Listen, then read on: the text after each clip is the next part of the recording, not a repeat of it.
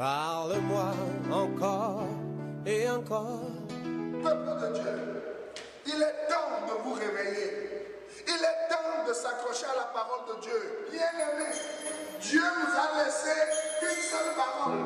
C'est la parole de grâce. Je préfère t'écouter et me taire devant tes paroles qui restaurent. C'est l'heure de l'émission C'est encore possible, présentée par le pasteur Jean Coueté de l'église La Mission évangélique de la principale de l'Angle MEPA, chaque dimanche de 17h à 17h30 sur la RTDS.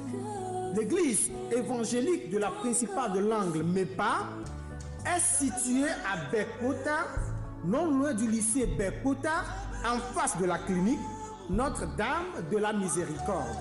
Programme de la semaine.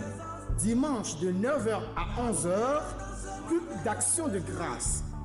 Mercredi de 18h à 20h30, culte d'enseignement et d'intercession. Audience du pasteur chaque lundi à partir de 9h. Vous êtes richement bénis.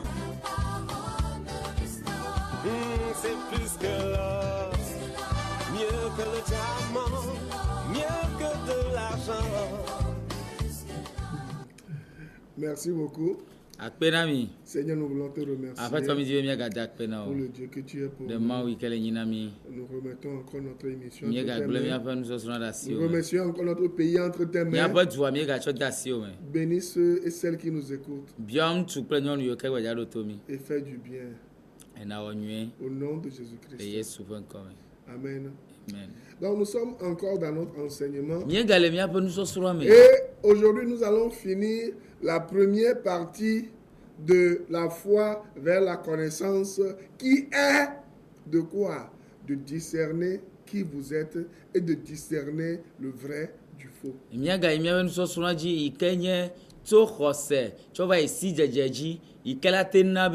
C'est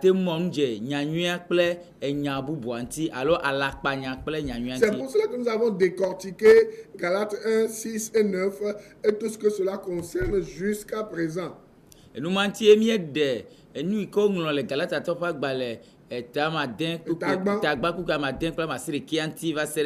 avons vu les faux et nous avons vu le vrai aussi. Et aujourd'hui, je vais faire un petit résumé aperçu récapitulatif sur ce que nous avons vu jusqu'à présent. Et nous allons passer à la deuxième étape. Donc,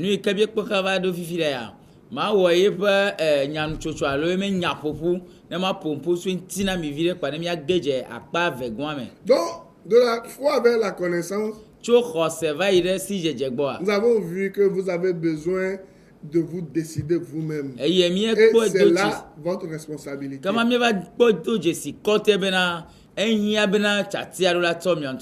vous devez venir vers les vrais prophètes, les rois dont la Bible parle. Et ces vrais prophètes-là, ces vrais pasteurs, ces vrais bergers vont vous aider à fuir quoi? La colère de Dieu. A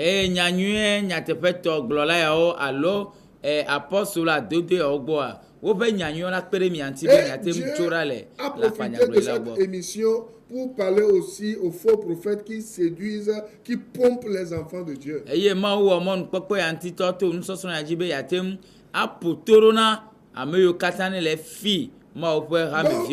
les vrais prophètes, c'est ça que ce sont ces personnes-là que vous devez chercher.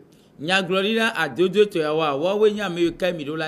vrais prophètes n'empochent pas vos libéralités. Ils n'empochent pas vos dons. Ils n'en font pas leur propriété privée.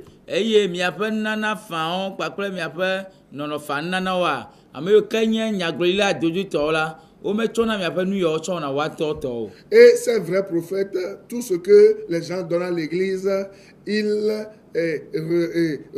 redistribuent ces choses-là pour les veuves, les orphelins, les nécessités, les gens malades, les gens qui sont dans le besoin dans l'assemblée.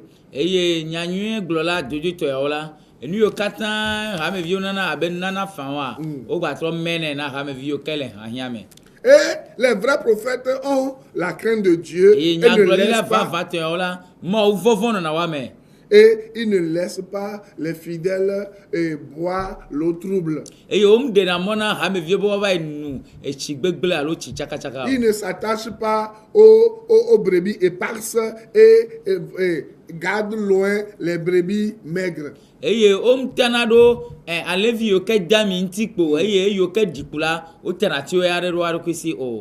savent que Christ a payé le prix pour les âmes que le diable a volées et que le diable maltraite.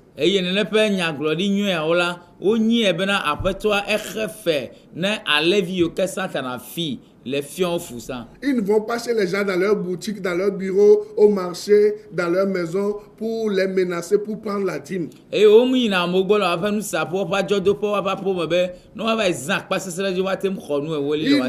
ne menacent pas les gens, ils ne maudissent pas les gens lorsque les gens ne donnent pas l'argent. Ils ne vendent pas des gadgets aux gens. De l'eau, de l'huile, et toutes ces choses du sang de Jésus-Christ. Ils ne vendent pas ces choses aux gens. Ils ne sacrifient pas les gens à Satan. Et je disais que vous, le peuple de Dieu, vous avez la responsabilité de chercher de vraies églises ou de vrais pasteurs. Et vous devez fuir les églises camps de concentration. Vous devez fuir les églises partis politiques. Voilà, tu as compris. Qui font commerce avec votre entendement. Votre naïveté. Et les vrais prophètes ferment la bouche aux contradicteurs par leur vie et leur enseignement. Et c'est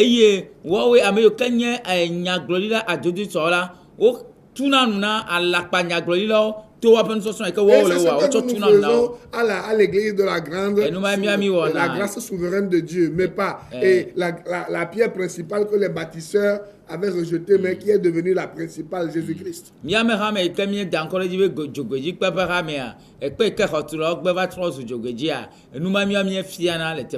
Vous comprenez? Nous sommes désintéressés. Nous ne maudissons pas les gens pour prendre leur argent, pour les pomper. Nous fermons plutôt la bouche aux détracteurs. Nous n'avons peur de personne. Et les vrais apôtres, les vrais prophètes, les vrais prédicateurs, les vrais bergers dépendent de Jésus-Christ seul. Et de sa parole. Vous comprenez? Et je vous le dis, si vous voulez aller loin, si vous ne voulez pas être manipulé, vous devez vous tenir auprès des gens que le Seigneur a élevés pour prêcher le vrai évangile, l'évangile de la grâce.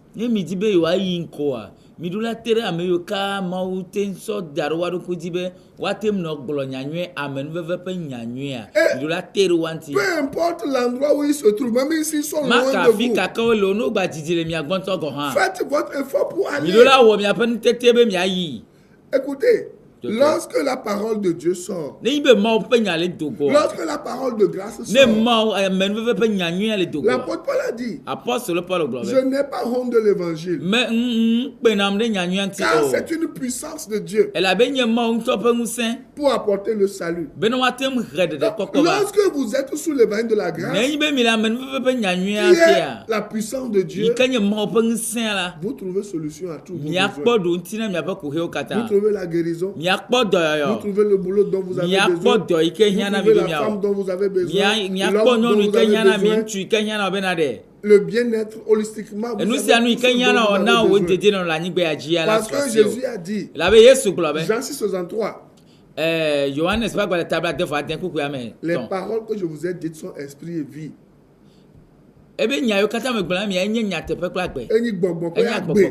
Donc Les vrais prédicateurs enseignent le réma. Et l'évangile de la grâce, c'est le réma en puissance. Et c'est de votre responsabilité de chercher les vrais prophètes qui enseignent le vrai évangile.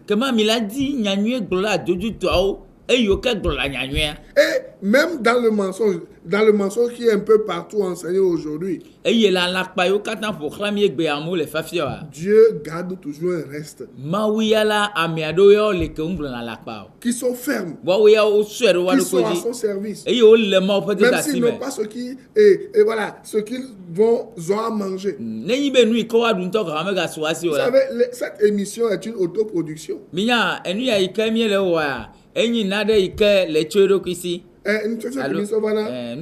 n'est pas gratuit, nous payons. Mais ce n'est pas un blanc quelque part, un blanc perdu quelque part qui nous donne l'argent. Ce n'est pas un politicien, un parti politique qui nous donne l'argent. Vous comprenez? C'est une autoproduction, c'est-à-dire que c'est une personne qui s'est décidée parce qu'il n'aime pas l'injustice, il n'aime pas le mensonge, il n'aime pas le diable, les œuvres des ténèbres, qui a dit qu'il veut que les gens soient sauvés, qu'ils aient les yeux ouverts. Et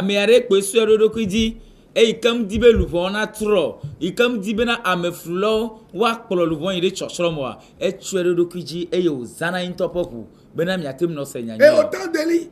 Il y avait des prophètes de Baal, ils sont plusieurs. Vous pouvez voir cela dans, comment je peux vous le dire, 1 roi 18. Ils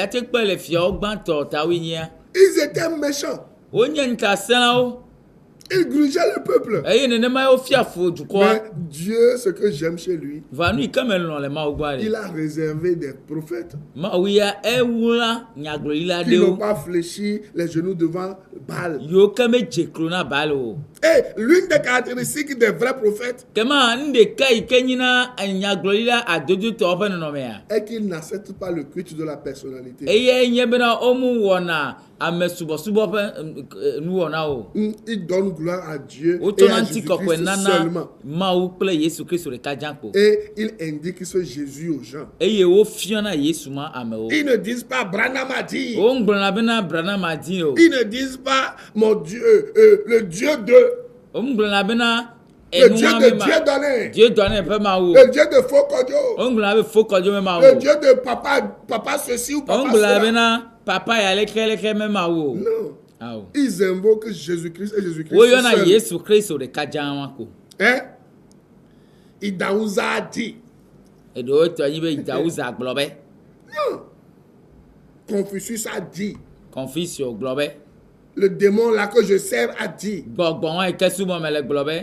Non. C'est des gens qui travaillent pour le salut des âmes. Dieu passe par eux pour sauver des milliers, des millions de gens, mais c'est des gens qui sont des ouvriers de l'ombre. Ils ne se recommandent pas.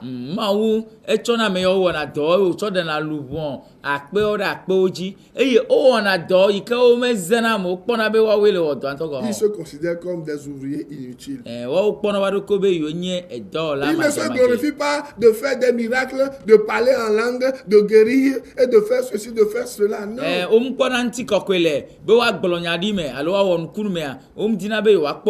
Ils ne cherchent pas des gens qui vont les applaudir. Mais aujourd'hui, qu'est-ce que nous voyons? Les gens cherchent les gens qui vont les applaudir. On n'applaudit pas Jésus-Christ. Puisque ce n'est pas Jésus qu'ils adorent, qu'ils servent. Il y a un autre esprit méchant qui leur donne leur énergie. Et ils mettent les gens en contact avec ces esprits. Et ils les initient à ces esprits. Et ces gens-là même ne savent pas. Donc, en résumé, dans Actes 20, 17 à 38, Nous distinguons les 3 catégories de prophètes. Je vais vous le dire, Actes 20, 17 à 38.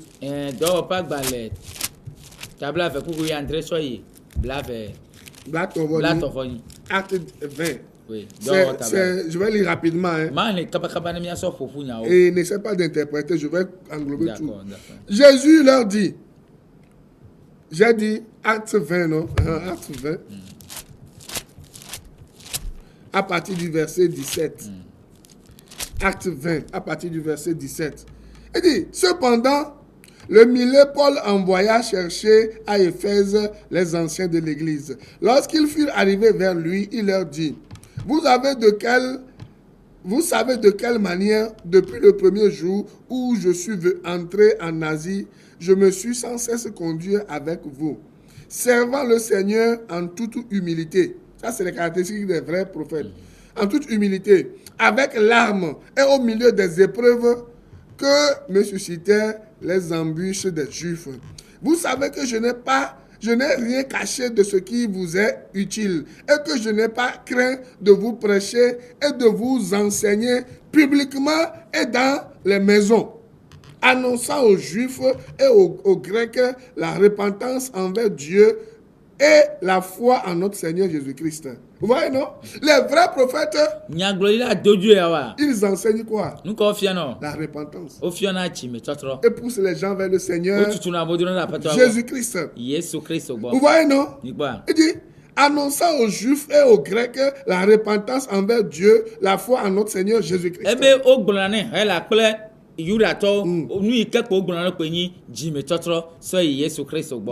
Et maintenant, voici, lié par l'Esprit, je vais à Jérusalem, ne sachant pas ce qui m'y arrivera. Seulement, de ville en ville, l'Esprit Saint m'avertit que des liens et des tribulations m'attendent.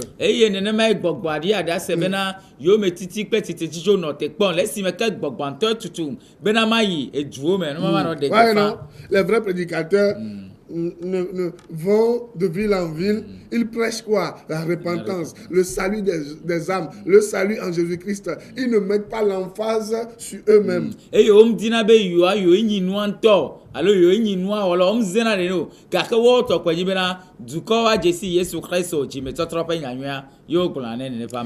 je ne fais pour moi-même aucun cas de ma vie, comme si elle m'était précieuse, pourvu que j'accomplisse ma course avec joie et le ministère que j'ai reçu du Seigneur Jésus, d'annoncer la bonne nouvelle de la grâce de Dieu. Vous voyez? Les vrais prédicateurs annoncent l'évangile de la grâce à tous. Vous comprenez ça? Et maintenant, voici, je sais que vous ne verrez plus mon visage. Vous tous au milieu desquels j'ai passé en prêchant le royaume de Dieu. C'est pourquoi je vous déclare aujourd'hui que je suis pur du sang de vous tous, car je vous ai annoncé tout le plein conseil de Dieu, sans rien cacher. Le vrai prédicateur, celui qui vous fait passer de la foi à la connaissance, il enseigne le plein conseil de Dieu. Il ne retient rien. Il ne dit pas seulement les choses qui l'avantagent, mais les choses qui ne l'avantagent pas, il le dit. Il n'a pas peur. Il n'a pas honte. Parce qu'il sait que c'est le Seigneur lui-même qui prend soin de lui. Si votre pasteur n'est pas comme ça, fuyez cette église, fuyez cette organisation religieuse. Je continue. Car je vous ai annoncé tout le conseil de Dieu, sans rien cacher. Prenez donc garde à vous-même et à tout le troupeau sur lequel le Saint-Esprit vous a établi évêque, pour paître l'église de Dieu qu'il s'est acquise par son propre sang. L'église ne vous appartient pas. L'église appartient à Jésus-Christ qui vous a qu'il a acquise par son sang. Ce n'est pas un pasteur, ce n'est pas un apôtre, ce n'est pas un docteur, ce n'est pas un prophète qui vous a acquise par sa vie. Seul Jésus-Christ a versé son sang pour que vous soyez sauvés, pour que vous soyez restaurés, pour que vous soyez rétablis. Meni wonu amesi onyi o gakene ne pa me onyi Kristo to Yesu Kristo ikeko epo buri efuma o to pleo eye efuma o to yova bena ne atro tuoro. Combien de pasteurs pensent aujourd'hui que les fidèles de leurs églises leur appartiennent et ces fidèles même pensent qu'ils sont des esclaves de la femme du pasteur, de l'enfant du pasteur, de l'église et ils vivent comme des gens bizarre. Egbe amegedo le church ga me osisi bena pastor la yo trozu kluvina pastor alo pastor son alo pastor pevio eye nenema ye wapa gbenono atrozu agbenono ikesi etamegale. Ils ne vivent pas pour Jésus-Christ. O ngbale no agbena Yesu Kristo. Mais ils vivent pour les faux. Vole no agbena alapanya glorila yo. Je sais qu'il s'introduira parmi vous après mon départ des loups cruels qui n'épargneront pas le troupeau. Eye menye bena lengbe de mene mejola sisi blisio java eye olava aka amegere ohlen. Vous comprenez? Là, nous voyons les caractéristiques des vrais prophètes. Maintenant, des faux prophètes et des prophètes séduits. Azona mi le po nyanyue gbolola pe pastor pakpele enyabubu agbolola pe pastor pakpele pastor fufulao. Vous comprenez? L'église n'est pas un bâtiment comme ça, l'église c'est vous-même.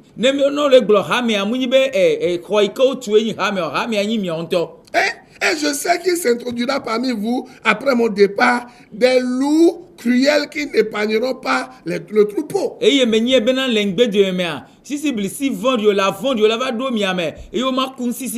qu'il s'élèvera du milieu de vous des hommes qui enseigneront des choses pernicieuses pour entraîner les disciples après eux. Combien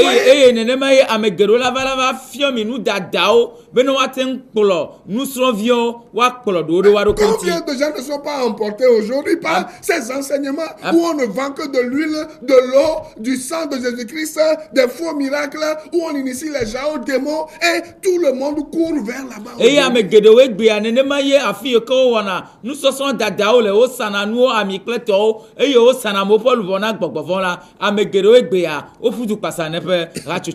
Veillez donc. Vous vous souvenez que durant 3 années, je n'ai cessé nuit et jour d'exhorter avec larmes chacun de vous. Et maintenant, je vous recommande à Dieu et à la parole de sa grâce. Vous voyez, l'apôtre Paul n'a pas recommandé l'église au miracle, aux guérisons, aux ventes aux enchères. Il a recommandé l'église à quoi? Je le répète. Et maintenant, je vous recommande à Dieu et à la parole de sa grâce, à celui qui peut édifier et donner l'héritage avec tous les sanctifiés. Je vous le dis, lorsque vous êtes né de nouveau, c'est-à-dire que lorsque Christ vous a lavé, il vous a sanctifié une fois pour toutes. Hébreux 10:10, Hébreux 10:12, Hébreux 12:14, Hébreux 12:20, Hébreux 10:22. La Bible déclare que Christ vous a sanctifié une fois pour toutes. Et ce qui vous attend maintenant, c'est la parole. Qu'est-ce que la parole fait? Dans Jean 17, Christ vous a déjà sanctifié par la parole. Et vous êtes pur. Dieu vous a donné ce qu'on appelle, dans le mois d'avril, je vais vous donner de puissants messages de Pâques. Christ vous a sanctifié. Et il vous a rendu saint. Vous êtes irréprochable à ses yeux. Et la Bible dit, ceux qui sont sanctifiés, ils ont besoin d'aller à l'église. Ils ont besoin d'aller à l'église. Oui, d'être assis et de recevoir la parole de Dieu pour être édifié. Ce ne sont pas les miracles qui édifient. C'est la parole de Dieu qui vous apporte les consolations, l'édification dont vous avez besoin. Et au moment où vous êtes en train d'écouter la parole de Dieu, avec foi et humilité, vous avez la guérison. Vous avez tout ce dont vous avez besoin. Dans notre église, une femme, une sœur a reçu un miracle la fois passée. Tu étais témoin oculaire. Oui. Elle était paralysée, souffrant de l'arthrose. Voilà, elle ne pouvait plus marcher. On doit la soulever. Mais elle écoutait la parole de Dieu. Elle écoutait les exhortations. On lui a demandé 4 millions pour opérer les genoux et opérer les hanches. On lui a placé comment on appelle là? Des appareils. C'est seulement avec ça qu'elle peut aller se laver. Et aller venir prendre de l'air sur la terrasse. Mais elle s'est laissée édifier par la parole. Dis-moi, qu'est-ce qui s'est passé avec maman Josué? Elle-même a commencé à marcher. Hein? J'étais venu à l'église un mercredi. Qu'est-ce que je vois? Je vois une dame qui court après moi. Elle est venue m'embrasser. Elle dit, pasteur, je suis guéri. Pasteur, je suis guéri. Pasteur, je suis guéri. J'ai dit, je te le disais, non? Je te le disais, non? Ne t'avais-je pas dit que lorsque tu t'attaches à la parole de Dieu, le Seigneur ne va pas t'abandonner. Et jusqu'à aujourd'hui, elle marche ou ne marche pas. Hein? Elle loue Dieu ou bien ne loue pas Dieu? Non, dis-moi.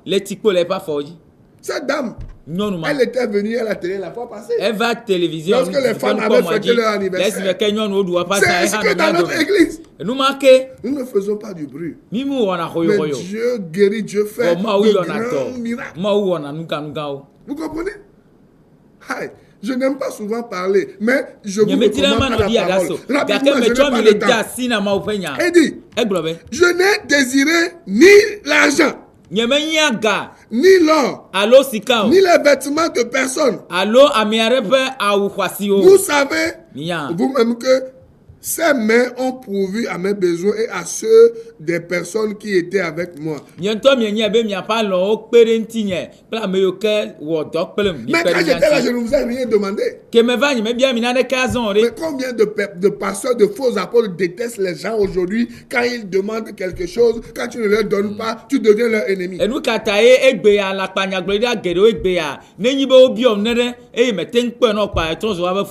dit, je vous ai montré de toute manière que c'est en travaillant ainsi qu'il faut soutenir les faibles et se rappeler les paroles du Seigneur, qui a dit lui-même, il y a plus de bonheur à donner qu'à recevoir. Après avoir ainsi parlé, il se mit à genoux et il pria avec eux tous. Et tous fondirent en larmes et se jetant au cou de Paul. Il l'embrassait, affligé surtout de ce qu'il avait dit, qu'il ne verrait plus son visage. Et il l'accompagnait jusqu'au navire. Vous voyez, les vrais prédicateurs ne font pas cas de leur vie. Le Seigneur les envoie où il veut. Et ils ne courent pas après l'argent des gens. Si vous voulez être sauvé, dites avec moi, Seigneur, pardonne mes péchés, sauve-moi, lave-moi par ton sang. Écris-moi dans ton livre de vie. Amen. La semaine prochaine, je vais continuer avec la deuxième étape de la foi vers la connaissance. Et la deuxième étape, c'est comment se débarrasser des mythes. Des mythes, des légendes. Et nous voilà. Que le Seigneur vous bénisse. Shalom. Shalom. Bye bye. Bye. Je veux t'écouter, ô Père.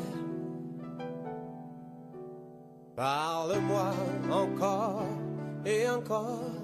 Cette émission vous a été offerte par la mission évangélique de la Principale de l'Angle en collaboration avec l'Institut de théologie appliquée Mepaïta, 6 à l'étage de l'immeuble La Maison de la Grâce Souveraine de Dieu, en face de la clinique Notre-Dame de la Miséricorde, non loin du lycée de Bekota.